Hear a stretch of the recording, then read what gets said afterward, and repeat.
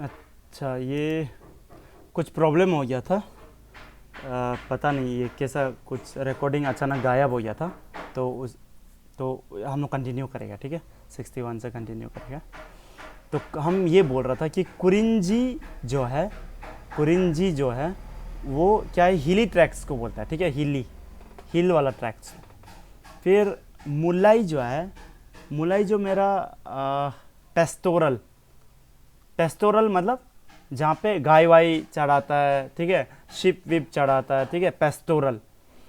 फिर मरुदम जो है वो है एग्रीकल्चर, ठीक है, एग्रीकल्चरल लैंड। ये पेस्टोरल लैंड, ये हिली ट्रैक्ट्स, ठीक है।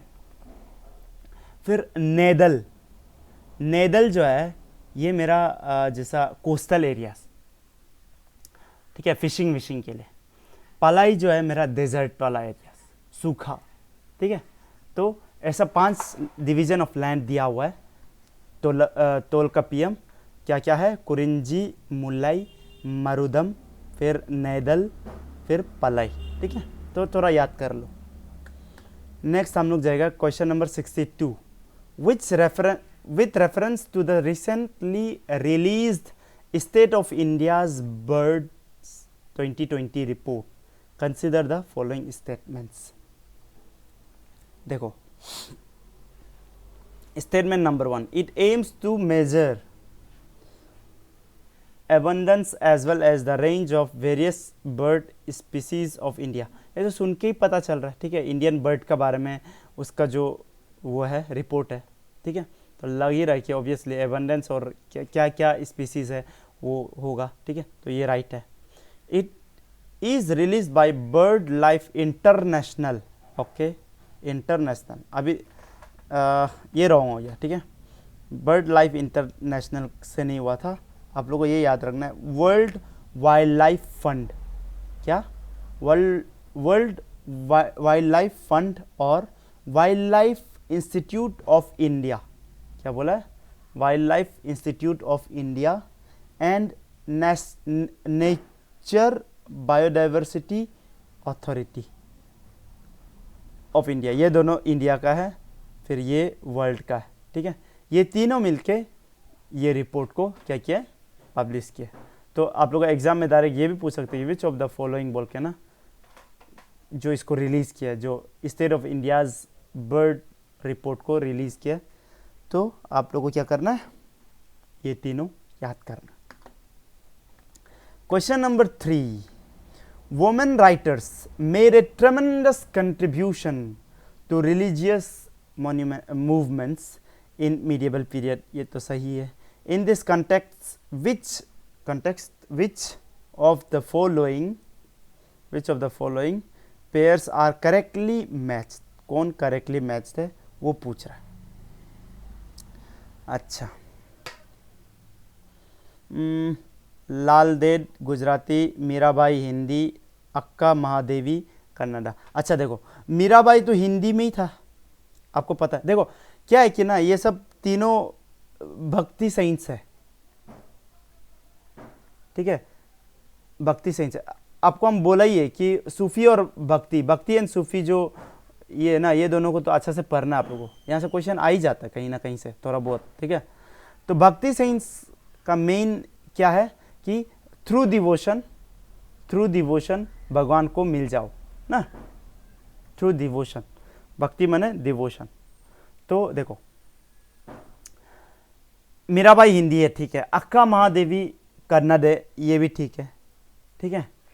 जैसा हमको इसके बारे में पता नहीं था और इसका बारे में पता नहीं था, ठीक है, लेकिन अभी आप लोग पता हो जाओ, ठीक है। लाल देद जो है ये कश्मीर का है, ठीक है, कश्मीरी हो जाएगा इसलिए, ठीक है, वहाँ का भक्ति सेंट है, ठीक है, लाल देद, ठीक है।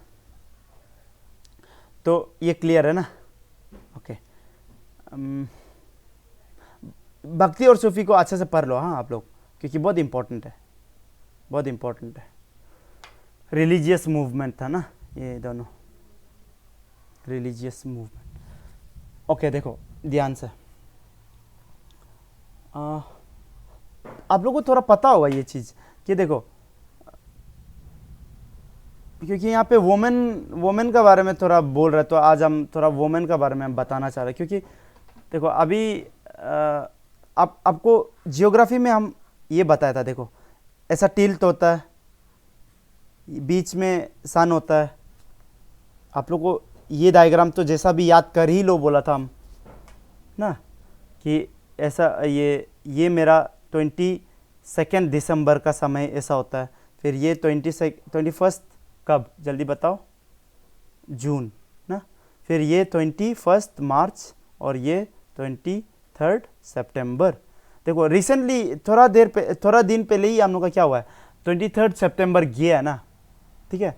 तो देखो अर्थ तो ऐसे जा रहा है, तो देखो अभी क्या होगा, अभी धीरे धीरे सन 23 सितंबर में क्या हुआ है, इक्विनॉक्स हुआ ना। इक्विनॉक्स होने का कारण क्या हुआ है कि ये जो, देखो आपको ये थोड़ा बताना थोड़ा मुश्किल है, ठीक है। मुश्किल है मतलब एक्चुअली इसको विद ग्लोब दिखाना पड़ता है, ग्लोब का साथ में ना दिखाना पड़ता है, नहीं तो आपको यहाँ पे आपको समझ में भी नहीं आ रहा होगा, बहुत लोग को हमको पता है, ठीक है। इसलिए हम जियोग्राफी नहीं पढ़ाया ये ऑनलाइन, क्योंकि जियोग्राफी में बहुत कुछ ऐसा है कि आपको प्रैक्टिकली दिखाना पड़ता है, तब जाके आपको समझ में आता है, ठीक है। लेकिन जिसको जिसको भी समझ में आ रहा है इसको थोड़ा सुन लो, या तो जिसको जिसको समझ में नहीं आ रहा है वो थोड़ा ध्यान से सुनो, आपको भी समझ में आ ही जाएगा, ठीक है।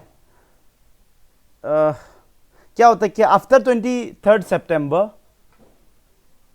जो मेरा सन का जो लाइट है ना, वो थोड़ा सा किस तरफ मूव करना शुरू हो जाता है, सदर्न हेमिस्फीयर, ठीक है, सदर्न हेमिस्फीयर। तो उसका वजह से क्या होता है कि नॉर्दर्न हेमिस्फीयर में सन का प्रभाव कम होते जाता है, ठीक है, सन का प्रभाव कम होते जाता है। तो ये क्या कैसा रिलेटेड है वोमेन से, अभी आप लोग पूछ रहा होगा। देखो अभी सन को मैस्कुलाइन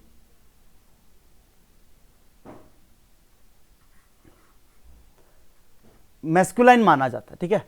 तो 23 सितंबर का बाद क्या होता है कि सन का इम्पैक्ट ये नॉर्दर्न हेमिस्फीयर में कम होते जाता है। जैसे हम लोग इंडिया में तो नॉर्दर्न हेमिस्फीयर हम लोग के लिए कम होते जाएगा, ठीक है।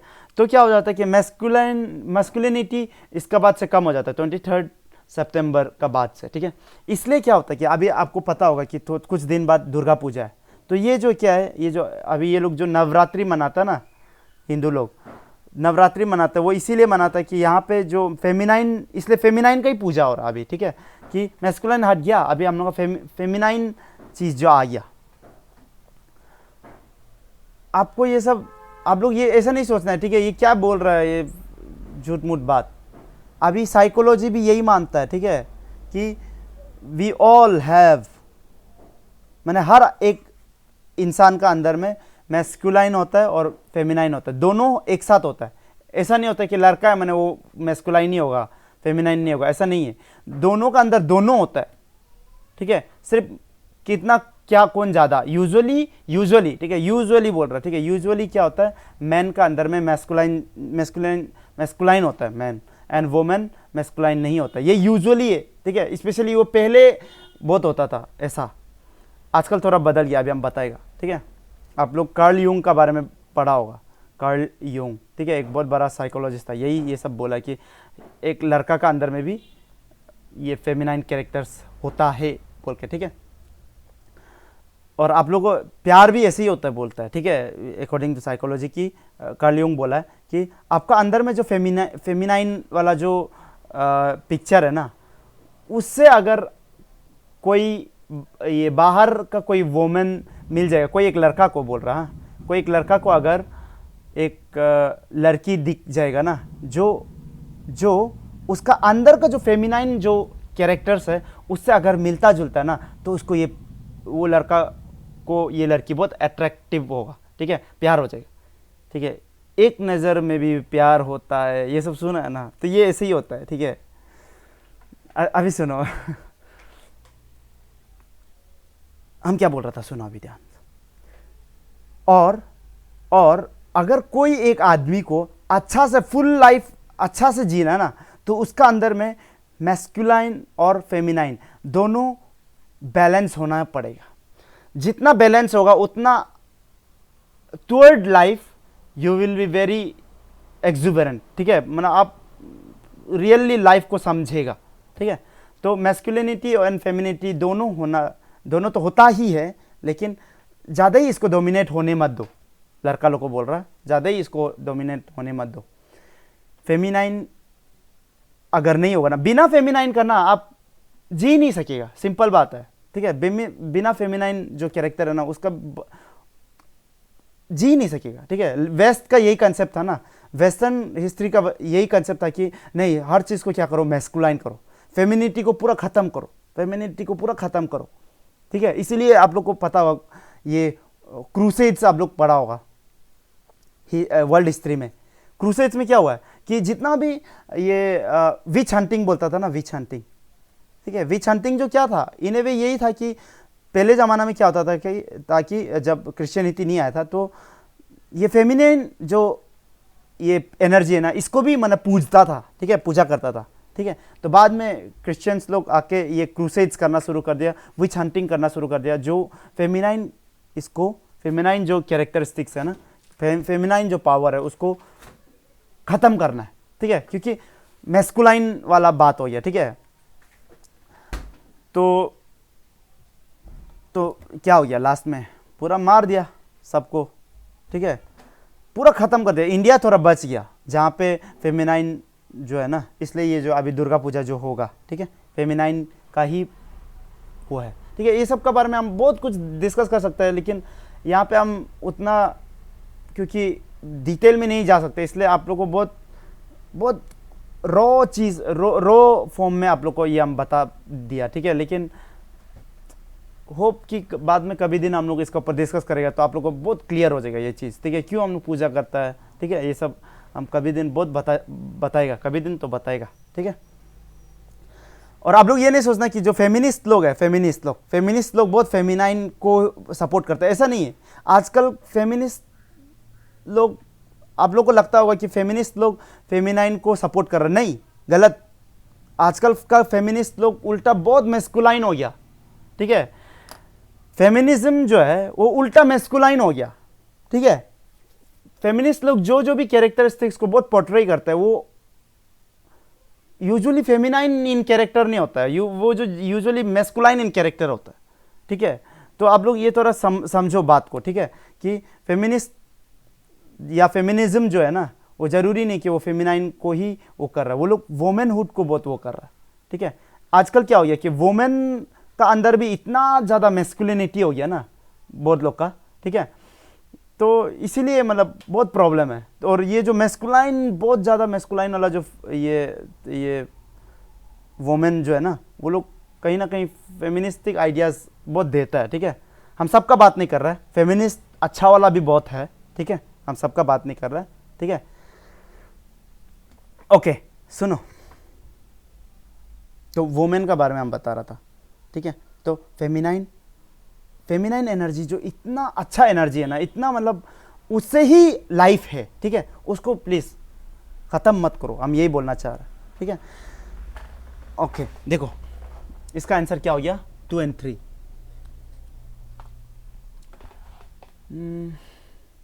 Question number 64। हम बहुत कुछ ऊपर नहीं बता पाए, हमको थोड़ा दिल आधा आधा लग रहा है, ठीक है, क्योंकि टाइम नहीं था, हमको आधा आधा बताना पड़ा है, तो आप लोग अभी क्लियर नहीं होगा, आई एम क्वाइट श्योर, ठीक है। 64, the term bumble, honey and queen, bumble, honey and queen क्या है, ये क्या है पूछ रहा है, ठीक है, न्यूज़ में आ रहा है, ये क्या है पूछ रहा है। तो ये आपको याद करने वाला चीज़ है, रिसेंटली ये सब हुआ है, इसलिए ये बम्बल जो है ना, ये फर्स्ट रोबोट्स है जिसको स्पेस में छोड़ दिया था, ठीक है, ये सेकेंड, ये थर्ड। तो robot send to the space, ये आंसर हो जाएगा, ठीक है, सिंपल। एस्ट्रोबीज बोलते हैं, ठीक है, ये लोग को एस्ट्रोबीज, एस्ट्रोबीज छोटा है, ठीक है, ये लोग स्पेस में खुद उड़ेगा, ठीक है, ऐसा टाइप का। 65, question number 65, the innermost layer of earth is known as, अच्छा, इसमें तो आप लोग को डायग्राम नहीं होने से आप लोग पता नहीं होगा। देखो, हम लोग को पता है कि ऊपर में क्रस्ट होता है, फिर क्रस्ट तो बहुत पतला होता है ना। फिर ये मेरा क्रस्ट है, ये मेरा क्या है, मेंटल है, ये मेरा कोर है, ठीक है। ये मेरा क्रस्ट है, मेंटल है और ये कोर है, ये तो आप लोगों को पता ही, ठीक है। लेकिन आप लोग ये वर्ड भी सुना होगा लिथोस्फीयर। तो लिथोस्फीयर कहाँ पे है, आप लोग को ये याद रखना है, ये जो क्रस्ट है ना, क्रस्ट प्लस देखो 100 से लेके 100 किलोमीटर से लेके डेप्थ में, ठीक है। अर्थ का जो 100 से लेके 400 किलोमीटर जो डेप्थ है ना, उसमें एक लेयर है, आप लोगों को ये याद रखना है, इसको बोलते हैं एस्थीनोस्फीयर। एस्थीनोस्फीयर क्या बोला हम, क्रस्ट का अंदर में है, ठीक है। ये जो क्रस्ट का अंदर में है, ठीक है, ये एस्थीनोस्फीयर। तो मेंटल तो मेरा ये पॉइंट से लेके ये पॉइंट तक है ना, तो इसका मतलब ये कि outer portion of outer mental, क्या बोला हम, देखो इनर मेंटल तो ये हो गया, आउटर मेंटल तो यहां से यहां तक हो गया ना। तो outer portion of outer mental और क्रस्ट को हम लोग क्या बोलेगा, जल्दी से बताओ, लिथोस्फीयर। लिथोस्फीयर, ठीक है। तो आपको यही याद रखना है, ठीक है, कि एस्थीनोस्फीयर जो लिथोस्फीयर का पार्ट नहीं होता है, ठीक है, नहीं होता है। लिथोस्फीयर में क्या क्या आता है अभी अभी बताए, क्रस्ट और outer portion of outer mental, ठीक है, ये दो चीज आता है, ठीक है। ये क्वेश्चन पूछ सकता है आपको, विच of the following is not part of lithosphere, बोल देगा नीचे, तो ऑप्शन में दे देगा। आप लोग को पता होना कि लिथोस्फीयर मतलब crust plus outer portion of outer mental, simple, clear, ठीक है, ओके।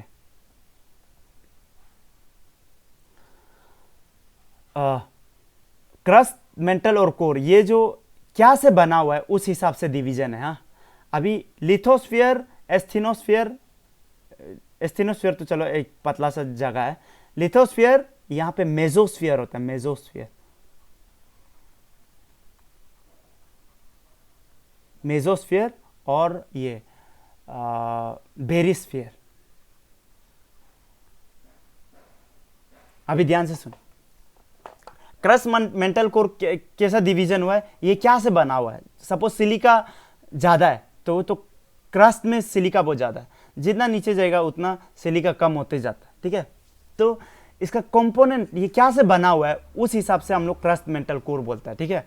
लेकिन ये जो क्या है, ये जो स्ट्रेंथ, ठीक है, और फिजिकल जो भी प्रॉपर्टीज होता है ना, उस हिसाब से 3 डिवीजन होता है, लिथोस्फीयर, मेसोस्फीयर एंड बेरिस्फीयर, ठीक है। तो बेरिस्फीयर सबसे नीचे होता है, ठीक है, तो इसका आंसर हो जाएगा बेरिस्फीयर। लेकिन यहाँ थोड़ा क्वेश्चन लेयर बोला है ना, इसलिए ये जो क्वेश्चन थोड़ा गलती है, लेयर नहीं बोलेगा इसको, ठीक है, ये लेयर नहीं है, बेरिस्फीयर जो लेयर नहीं, ठीक है, वो डायरेक्ट एक वो है, क्या है अपना एक पूरा एक जगह है, ठीक है, पूरा ये एक स्फीयर, ठीक है, बेरिस्फीयर बोलता है। Question number 66, washing machine works in on the principle of. आप लोग वॉशिंग मशीन देखा ही है, क्या होता है, बड़ा होता है, हम इधर में कपड़ा डालता है, इसके बाद पानी भी डालता है और वॉशिंग पाउडर, निरमा भी डालता है, ठीक है। तो ये जब घूरता है तो क्या होता है, तो यहाँ पे जो भी गंदा है ना, वो कपड़ा से बाहर, देखो पहले ये चीज़ समझो, कोई भी चीज़ को अगर हम घुमाएगा ना, आप क्या किए, इसको नहीं बनाएगा, ऐसा बनाएगा, आप सपोज क्या किया, एक पत्थर को बांध दिया रस्सी में और आप घुमा रहा, ठीक है, ये पत्थर ऐसे ऐसे घूम रहा, ठीक है, ऐसे ऐसे घूम रहा, ठीक है। अचानक ये पत्थर जो छूट गया, ठीक है, तो पत्थर जो ये छूट गया तो क्या होगा, ये अंदर कभी घुसेगा क्या, हर समय पत्थर बाहर ही जाता ना, आप लोग ये ध्यान दिया होगा, ठीक है। आप जितना भी स्पीड घुमाओ ना, ये पत्थर जो बाहर ही जाएगा टूट के, तुम ये यहाँ पे अगर घुमा रहा ना तो हाथ में आके नहीं लगेगा वापस, ठीक है, वो बाहर ही जाएगा। तो इसको बोलते हैं सेंट्रीफ्यूगल फोर्स, अच्छा बाहर जाता है, ठीक है, बाहर जाता, तो ये सेंट्रीफ्यूगल फोर्स है, ठीक है। सेंट्रीफ्यूगल फोर्स कहाँ, किस तरफ एक्ट करता है, बाहर तरफ, ये याद रखना, ठीक है, ये जस्ट याद रखना कि आपको अगर आप लोग को बचपन में ये पिताजी लोग या भैया लोग क्या ऐसा पकड़ के घुमाया होगा ना, तो अचानक छूट जाने से बच्चा कहाँ किस तरफ जाएगा, वो अंदर थोड़ी जाएगा, तो बाहर ही जाएगा ना। तो ये क्या है, ये इसको क्या बोलता है, centrifugal force. Centrifugal force her समय बाहर तरफ एक्ट करते हैं, ये याद रखना, ठीक है, ये याद रखना। तो देखो, तो यहाँ पे जो ये है कपड़ा है, कपड़ा में गंदा है ना, तो ये जब घूमेगा वॉशिंग मशीन में, तो वो गंदा जो बाहर तरफ जाने के लिए ट्राई करेगा, ठीक है, तो ये कपड़ा से बाहर निकल जाएगा, ठीक है। तो सेंट्रीफ्यूगल जो आंसर हो जाएगा इसका आंसर। तो ये जो फिजिक्स का क्वेश्चन है। आपको और एक चीज़ ये याद रखना, और एक चीज़ ये याद रखना कि कोई भी एक चीज़ घूम रहा है, अभी जो बोला था ना सर्कुलर मोशन में, तो क्या होगा, इसका बाहर तरफ जो फोर्स लगेगा उसको क्या बोला अभी हम, सेंट्रीफ्यूगल फोर्स बोला ना। और अंदर तरफ भी एक, देखो इसको, ये पत्थर को क्या पकड़ के रखा था, एक स्ट्रिंग पकड़ के रखा था ना, तो स्ट्रिंग का वजह से एक फोर्स इस साइड भी आएगा जो अंदर तरफ होगा। बाहर तरफ एक होता है उसको सेंट्रीफ्यूगल फोर्स बोलता है, अंदर तरफ एक फोर्स होता है उसको बोलता है सेंट्रीपेटल फोर्स। क्या बोला, सेंट्रीफ्यूगल एंड सेंट्रीपेटल, ये दो फोर्स होता है सर्कुलर मोशन में, ये याद रखो हम जो बोल रहा है, ठीक है, हम ये बोलना चाह रहे हैं, ठीक है। सेंट्रीपेटल फोर्स अंदर तरफ होता है, सेंट्रीफ्यूगल फोर्स बाहर तरफ होता है, सिंपल। हम क्या बोल रहे हैं समझ में आ रहा है ना। जैसा ये सन है या अर्थ है, ठीक है, तो सेंट्रीफ्यूगल फोर्स तो बाहर तरफ होगा ही है क्योंकि ये घूम रहा है। सेंट्रीपेटल फोर्स इसका कौन है, ग्रेविटेशन जो है, ठीक है, ग्रेविटेशन जो है ना, वो ये दोनों का बीच में क्या है, फोर्स है एक, ठीक है, जो सेंट्रीपेटल फोर्स का सेंट्रीपेटल फोर्स बन जाता है, ठीक है, ये ग्रेविटेशन जो। साइंस को ना पहले से अगर हम लोग थोड़ा ध्यान से पढ़ने से तब आप थोड़ा इजी हो जाना था, लेकिन ओके, यहाँ तो हम लोग क्वेश्चन सॉल्व कर रहे हैं, तो हम लोग देखते हैं, ठीक है। आप लोग क्वेश्चन में ऐसा कोई क्वेश्चन पेपर में ऐसा आ जाने से सेंट्रीफ्यूगल फोर्स आंसर है। हाँ, 67 काइनेटिक एनर्जी डिपेंड्स ऑन क्या। आपको काइनेटिक एनर्जी का फॉर्मूला याद होना हर समय, क्योंकि काइनेटिक एनर्जी के ऊपर में बहुत क्वेश्चन आता है। हाफ mv स्क्वायर, ठीक है, हाफ क्या बोला है, mv स्क्वायर। मतलब ये है, देखो मतलब ये है कि मास को अगर हम बढ़ाएगा ना, मास को अगर हम बढ़ाएगा तो उसका काइनेटिक एनर्जी ज़्यादा हो, ठीक है, सिंपल बात है, देखो बहुत सिंपल है। ये आप है, ठीक है, यहाँ पे जब ये टेबल टेनिस वाला बॉल एक तो आके लगने से क्या होता है, आपको उतना दर्द नहीं होता ना, लेकिन वही उतना ही बड़ा अगर एक लोहा का लोहा का बॉल अगर इधर आके लगेगा क्या होगा, आपको बहुत दर्द होगा ना, फूल जाएगा ना ये, ठीक है, ये फूल जाएगा। तो क्या है इसका मतलब, इसका मतलब ये कि इसका काइनेटिक एनर्जी बहुत ज़्यादा है, ठीक है। काइनेटिक एनर्जी माने energy due to its motion, ठीक है, ये मोशन का वजह से। तो क्या है कि देखो, और एक चीज़ देखो, अगर हम ये जो मेटल बॉल है ना, ये जो मेटल बॉल है उसको अगर हम धीरे से इसको इधर में मारेगा तो ज़्यादा नहीं फूलेगा, लेकिन जोर से मारेगा तो ये ज़्यादा फूलेगा, स्पीड से मारेगा तो इसका मतलब क्या है, वेलोसिटी के ऊपर भी डिपेंड कर रहा है ना, ये जो बॉल का वेलोसिटी के ऊपर में भी तो डिपेंड कर रहा है ना, ये कितना फूलेगा तुम्हारा माथा, ठीक है। तो वेलोसिटी के ऊपर भी डिपेंड कर रहा है और मास के ऊपर भी डिपेंड कर रहा है। टीटी बॉल होने से उतना नहीं फूलेगा, ठीक है, फूलेगा ही नहीं होगा शायद, ठीक है, किसी किसी का फूल भी सकता है, लेकिन मेटल बॉल होने से तो मास के ऊपर भी डिपेंड होता है और वेलोसिटी के ऊपर भी डिपेंड होता है, ठीक है। हम क्या बोल रहे हैं समझ में आ रहा है ना, ओके, इतना तक क्लियर है।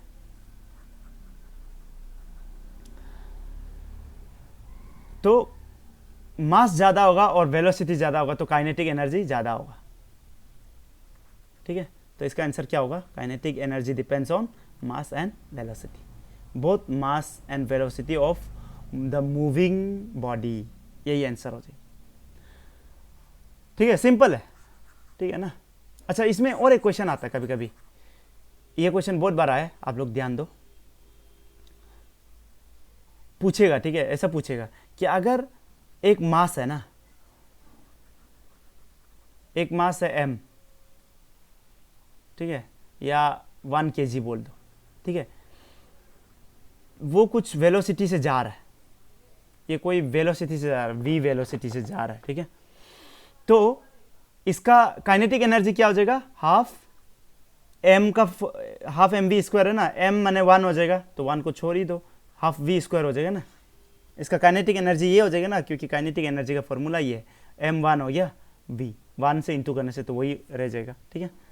नाउ क्वेश्चन ये है कि अगर हम इसका जो मास है इसको डबल कर देगा, क्या कर दिया, 2 kg कर दिया, और वेलोसिटी सेम ही रहेगा, तो क्या हो जाएगा, इसका काइनेटिक एनर्जी में क्या फ़र्क आएगा, हाफ m अभी कितना हो गया, हाफ एम वी स्क्वायर में m 2 kg हो गया ना, डबल कर दिया तो 2 kg हो गया, ठीक है, v square m v square, तो 2 cancel, kinetic energy v square हो जाएगा, तो क्या हो गया,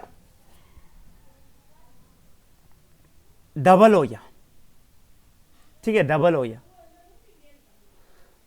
हम ये बोलना चाह रहे हैं, आप सिर्फ ये जानो, जिसको थोड़ा साइंस थोड़ा तकलीफ लगता है, कुछ नहीं, बहुत सिंपल है, आप लोग फ्राउन होके मत पढ़ो, बहुत लोग फ्राउन कर दे जाता है, कुछ समझ में नहीं आता, फ्राउन होके पढ़ता है तो वही चीज़ अच्छा से नहीं घुसता दिमाग में, तो फ्राउन होके मत पढ़ो, आप लोग ध्यान दो, हम क्या बोला है, अगर मास को अगर डबल कर देगा ना, डबल, तो काइनेटिक एनर्जी भी डबल हो जाता है, ये याद रखो, ठीक है। देखो ये 2 kg का है ना, 2 kg है, ठीक है, तब काइनेटिक एनर्जी कितना है, v स्क्वायर, अगर हम इसको डबल कर देगा, 4 kg कर देगा, तो काइनेटिक एनर्जी कितना हो जाएगा, हाफ 4, ठीक है, m माने 4 kg हो गया ना, v स्क्वायर, 2 2 जा 4, मतलब 2v स्क्वायर हो गया ना। देखो अभी ये दोनों को कंपेयर करो, ये और इसको कंपेयर करो, डबल हो गया कि नहीं, अगर हम मास को डबल किया है तो काइनेटिक एनर्जी भी डबल हुआ है ना, देखो काइनेटिक एनर्जी भी डबल हुआ है ना, मास को हम डबल किया तो हम यही बोल रहे हैं, आप लोग सिर्फ ये याद रखो, मास को जब डबल करेगा काइनेटिक एनर्जी भी डबल होता है, ठीक है, इतना क्लियर है ना, सिंपल। अभी अलग केस, ये वाला कोई केस तो थोड़ा कम ही आता है, ठीक है, अभी और एक केस बताएगा, अभी मास वाला केस हो गया, अभी हम लोग क्या वाला केस देखिएगा, वेलोसिटी वाला। वेलोसिटी को डबल करने से क्या होगा, आप लोग सोच के देखो, अभी वेलोसिटी को डबल कर दिया तो काइनेटिक एनर्जी में क्या फ़र्क आएगा, वो हम पूछ रहे हैं, डबल होगा कि ट्रिपल होगा कि क्वाड्रपल होगा कि नो चेंज, ये क्वेश्चन है, ठीक है। देखो अभी खुद काइनेटिक पहले v था, तो वेलोसिटी v में काइनेटिक एनर्जी कितना था, इतना था, इसको हम डबल कर दिया 2v, ठीक है, वेलोसिटी को 2v कर दिया तो काइनेटिक एनर्जी कितना हो गया, अभी देखो half into m into v कितना होता है, अभी 2v हो जाएगा ना, क्योंकि डबल कर दिया स्क्वायर, तो इसको फुल करो, 1/2 m 4v स्क्वायर हो जाएगा ना, 2 2 जा 4 4v स्क्वायर, ठीक है। अभी इसको हम ऐसा लिखेगा, 4 को बाहर लिख दिया, हाफ एम वी स्क्वायर। अभी ये दोनों को कंपेयर करो, रुको, इसको कंपेयर करो इसका साथ, वेलोसिटी क्या हुआ है, डबल हुआ है, ठीक है। अभी काइनेटिक एनर्जी में क्या फर्क आया, देखो ये और ये तो सेम है ना, ये और ये तो सेम है ना, हाफ एम वी स्क्वायर इधर भी है, हाफ एम वी स्क्वायर इधर भी है, मतलब क्या हो गया, 4 टाइम्स हो गया ना। तो आपको यही याद रखना है कि अगर वेलोसिटी को डबल करने से काइनेटिक एनर्जी क्वाड्रपल हो जाता है, क्वाड्रपल माने 4 टाइम्स हो जाता है, 4 टाइम्स हो जाता है, तो ये याद रखना, ये बहुत बार क्वेश्चन में आया है, इसलिए हम थोड़ा बता दिया, ठीक है। मास को डबल कर दिया तो क्या हो गया, डबल हो जाता है, और वेलोसिटी को डबल कर दिया तो क्या हो जाएगा, क्वाड्रपल हो जाएगा। अभी दोनों को डबल कर दिया तो क्या हो जाएगा, मास जब m था और v जब वेलोसिटी था तो तब कितना हुआ है, हाफ एम वी स्क्वायर हुआ है। अभी दोनों को डबल कर दिया, 2m हो गया और इधर में 2v हो गया, तो क्या हो गया, 1/2 2m, मास कितना हो गया, 2m हो गया ना, इंटू वेलोसिटी भी क्या हो गया, 2v हो गया स्क्वायर, तो क्या हो जाएगा, हाफ 2m 2 2 जा 4 v स्क्वायर, 4 2 जा 8, इसको हम बाहर निकाल देगा, 8 हाफ एम वी स्क्वायर, ठीक है, यही तो है ना। तो दोनों अगर डबल कर देने से क्या हो जाएगा, आपको ये याद रखना है कि 8 टाइम्स हो जाएगा, ठीक है। मास सिर्फ अगर डबल करने से काइनेटिक एनर्जी डबल। वेलोसिटी को डबल करने से काइनेटिक एनर्जी क्वाड्रपल। दोनों को डबल कर देने से काइनेटिक एनर्जी 8 टाइम्स। ठीक है, सिंपल। ये 3 चीज़ याद रखो, वही बोल रहा है। ये 3 चीज़ को बताने के लिए इतना चीज़ बताना पड़ा। Question number 68, consider the following: unrefined petroleum waste, slaughter house, lead, styrofoam product. Question क्या है? Which of the type of waste given above are non biodegradable. Non biodegradable क्या चीज़ है, आप लोगों को पता है? नॉन बायोडिग्रेडेबल मतलब जो डिग्रेड नहीं होता है, ठीक है, सर नहीं जाता। अगर हम लोग आलू को फेंक देगा बाहर, वो तो सर जाएगा ना, तो बायोडिग्रेडेबल होगा, डिग्रेड हो गया। बायो, ठीक है, बायो मैंने छोटा छोटा जो ऑर्गेनिजम्स है वो आके बैक्टीरिया लोग वो आलू को डिग्रेड कर दिया। ठीक है, तो कौन कौन सा नॉन बायोडिग्रेडेबल वेस्ट है पूछ रहा है। ओके, देखो ध्यान दो अभी यहाँ पे। स्लॉटर हाउस जो होता है ना, स्लॉटर हाउस जो होता है उसमें क्या होता है, ये मार देता है ना, ये एनिमल्स लोग को मार देता है ना, तो खून वून बहेगा। ठीक है, और एनिमल्स का जो बॉडी है वो तो बायोडिग्रेडेबल है ही। ठीक है, तो ऑप्शन नंबर 2 जो रॉन्ग हो गया ना, तो 2 जो बायोडिग्रेडेबल नहीं है ना, तो 2 जहाँ जहाँ में उसको पहले काट लो। तो 1, 3, तो ये दोनों बच गया ना, ये दोनों में से 1 और 3 तो मेरा क्या है, 1 और 3 जो मेरा दोनों कॉमन है ना, मतलब कॉमन है तो क्या हो जाएगा, नॉन बायोडिग्रेडेबल है ही ना। तो सिर्फ अभी हम लोग को क्या को चेक करना है, 4 को चेक करना है।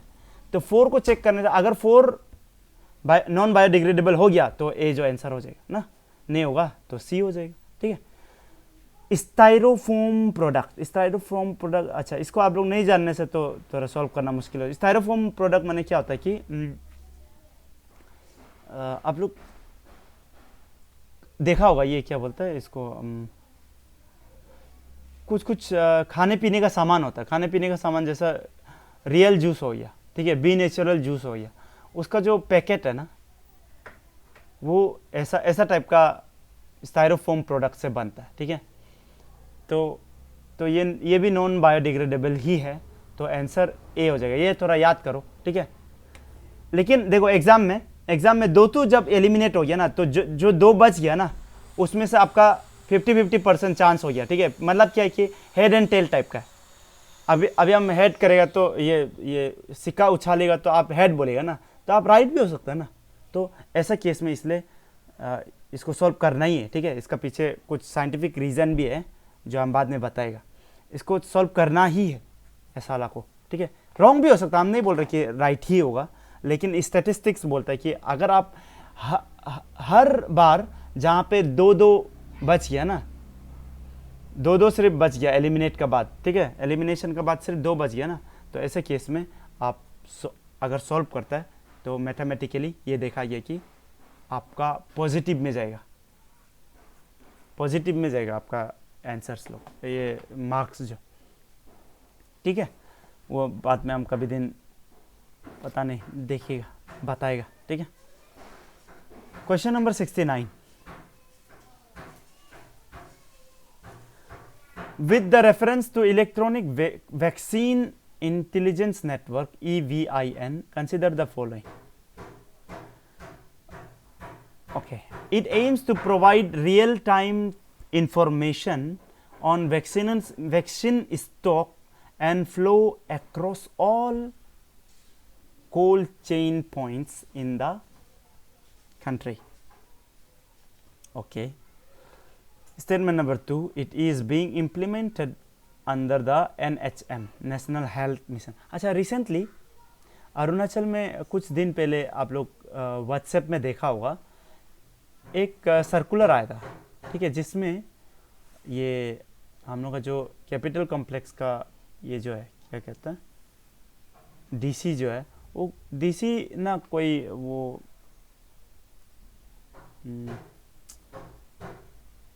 शायद डीसी दिया था, हमको याद नहीं आ रहा कौन दिया था। ठीक है, तो उसमें कुछ कोल्ड चेन ये इसका बारे में कुछ दिया था।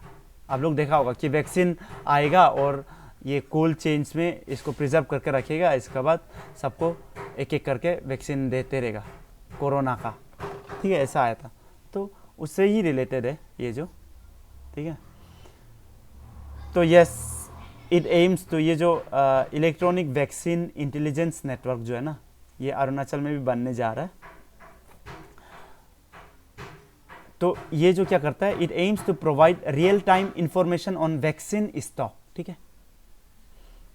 तो वो कितना वैक्सीन है वो सब ये EVIN में पता चलेगा, ठीक है। सपोज हम लोग EVIN का ये साइट खोलेगा ना, तो साइट खोलेगा तो उधर में दिया होगा, अच्छा नाहरलगुन में और 50 5,000 वैक्सीन्स बचा हुआ है, तो हम जाके ले सकते हैं वैक्सीन, ऐसा टाइप का, ठीक है। ऐसा क्यों किया, क्यों इलेक्ट्रॉनिक किया? क्योंकि सब लोग जाएगा तो बहुत लोग को नहीं मिलेगा ना, सब लोग लाइन करा करके रखेगा और सबको कोरोना हो जाएगा, ये तो ठीक नहीं होगा ना।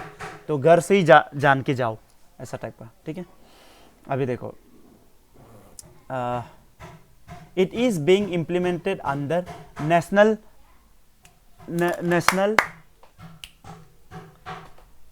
हेल्थ मिशन, ठीक है। बाहर से बहुत आवाज आ रहा है, अच्छा। तो दोनों राइट है, ऑप्शन नंबर सी हो जाएगा। Question number 70, which of the following are at the advantages for funds transfer through national electronic funds transfer, NEFT। इसका बारे में तो आप लोग पता होगा ना, आप लोग जब बैंक जाता है तो कुछ पैसा ट्रांसफ़र करना पड़ता है, तो बहुत लोग आप लोग यही यूज़ करता है ना, NEFT करता है ना, नेशनल इलेक्ट्रॉनिक फंड ट्रांसफ़र। तो इसका बारे में, इसका एडवांटेजेस पूछ रहा है। तो no charge to saving bank account customers for online NEFT transaction, क्या बोला है? No charges to savings bank account customer, माने जो ये बैंक अकाउंट का जो मालिक है, माने कस्टमर जो है, उसको कोई चार्ज नहीं लगता, ये राइट है, ठीक है। आप लोग जब NEFT करेगा ना, आप लोग को चार्ज नहीं लगता, लेकिन आप लोग जब डिमांड ड्राफ्ट बनाता है ना, आप लोग को चार्ज लगता होगा, आप लोग देखा होगा, ठीक है। बैंक जाके थोड़ा देखो, सिर्फ घर से पढ़ने से मज़ा नहीं आएगा आपको, ठीक है। थोड़ा बैंक जाओ, थोड़ा घूमो, थोड़ा देखो, बहुत कुछ आपको मदद करेगा, ठीक है। आपका माइंड को खोलने के लिए मदद करेगा। Round the clock availability on all days, तो ये भी राइट है, ठीक है। आपको पूरा साल मिलता है, ऑल डेज, ठीक है। थर्ड बोल रहे हैं no levy of charges by RBI from bank, मतलब अगर आप NEFT ट्रांसफ़र करता है तो RBI भी कोई चार्ज नहीं लेता, ये भी राइट है, ठीक है। Outbound remittance transfer to individual in any country, जब भी एग्जाम में ना एनी ऐसा एक्सट्रीम टाइप का वर्ड, एक्सट्रीम टाइप का सेंटेंस आ जाएगा ना, ऐसे में थोड़ा सा आपका दिमाग चलना चाहिए कि ये रॉन्ग हो भी सकता है बोल, ठीक है। आउटबाउंड रेमिटेंस मतलब क्या होता है, ये इंडिया है तो इंडिया का कोई आदमी नहीं, कोई अगर फॉरेन का कोई एक आदमी इंडिया में काम करता है सपोज, ठीक है, USA का आदमी काम करता है, तो NEFT का जरिए वो जो US का जो सिटीजन है, वो जो USA में पैसा नहीं भेज सकता। NEFT में ऐसा कोई प्रोविज़न ही नहीं, इसलिए बोला ना नेशनल इलेक्ट्रॉनिक फंड ट्रांसफ़र। अगर आपको ये नेशनल वर्ड ही पता चल जाने से आपको थोड़ा ये आना चाहिए था कि नहीं, हर कंट्री में तो नहीं भेज सकता हो, एक्सेप्ट फॉर ये क्या बोलता है हमारा ये नेपाल ना, नेपाल में NEFT जाता है, हाँ ये याद रखो। ऐसे भी आप लोग को क्वेश्चन पूछ सकता है ना, सीधा सीधी बहुत सिंपल क्वेश्चन अगर पूछ देगा कि कौन सा कंट्री में ये जाता है, NEFT से पैसा जाता है, आउटबाउंड रेमिटेंस बोलते हैं इसको, ठीक है। आउटबाउंड रेमिटेंस माने इंडिया से बाहर जा रहा है पैसा, ठीक है, तो नेपाल में जाता है, ठीक है, ये याद रखो, ठीक है। तो आंसर 4 रॉन्ग हो गया, एनी कंट्री बोला इसलिए, तो 1 2 3 आंसर हो गया, ठीक है, simple. Question number 71, she was the first female graduate of Bengal and the first woman to address a session of the INC मतलब इंडियन नेशनल कांग्रेस, तो कौन है पूछ रहा है? आनंदबाई जोशी, सरोजिनी नायडू, कादम्बी गंगुली, बीना दास। जब भी फर्स्ट फीमेल ग्रेजुएट बोलेगा फ्रॉम बंगाल, कौन है? कादम्बी गंगुली, याद रख लेना, ठीक है। और यहाँ पे एड्रेस बोला, हाँ एड्रेस बोला, चेयर नहीं बोला, हाँ A session of Indian national Congress, ठीक है। इंडियन नेशनल कांग्रेस को प्रेसिडेंट नहीं बना है, क्या बना है? क्या क्या क्या किया है? एड्रेस किया, ठीक है। क्वेश्चन अच्छा से ध्यान से सुनना, ध्यान से पढ़ना एग्जाम में। Question number 72, which of the following is और are correct with reference to policy of masterly inactivity by John Lawrence. अच्छा, आपको आप लोग पढ़ा होगा Anglo Afghan war. Anglo Afghan war में आप लोग को ये पता होगा कि अफगानिस्तान का जो आदमी लोग है ना, वो ऐसा धुलाई किया ना ब्रिटिशर्स को, ठीक है। तो ब्रिटिशर्स को समझ में आ गया कि नहीं, ये लोग के साथ ज़्यादा लड़ रहा नहीं करना, ये लोग का ज़्यादा टेंशन नहीं देना अफगान पीपल लोग को, बहुत खतरनाक है ये लोग, ठीक है।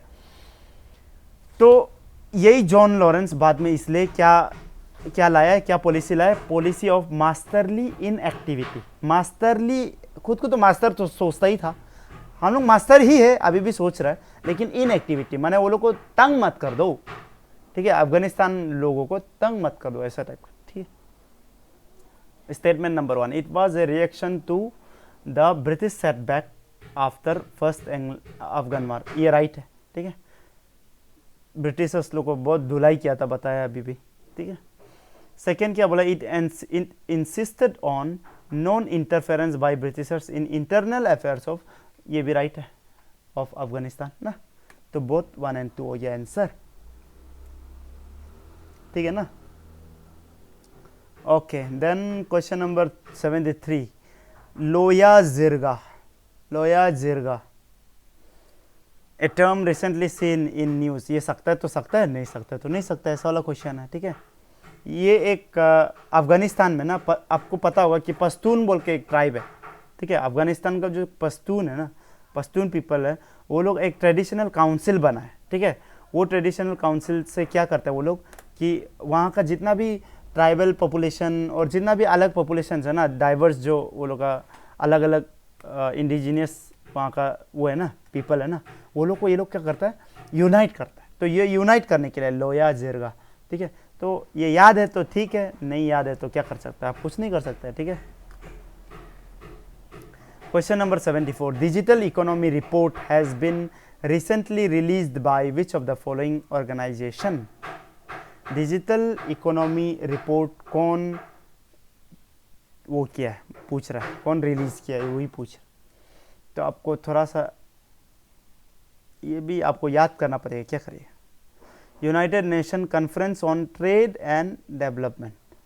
अभी देखो, डिजिटल इकोनॉमी का बात किया ना, तो चारों में इकोनॉमी से रिलेटेड है, इसलिए हम लोग एक को भी एलिमिनेट नहीं कर पा रहा, ठीक है। आप जानते हैं तो जानते हैं, नहीं जानते तो नहीं जानते, यही है इसका, ठीक है। डिजिटल इकोनॉमी रिपोर्ट कौन करता है? United nation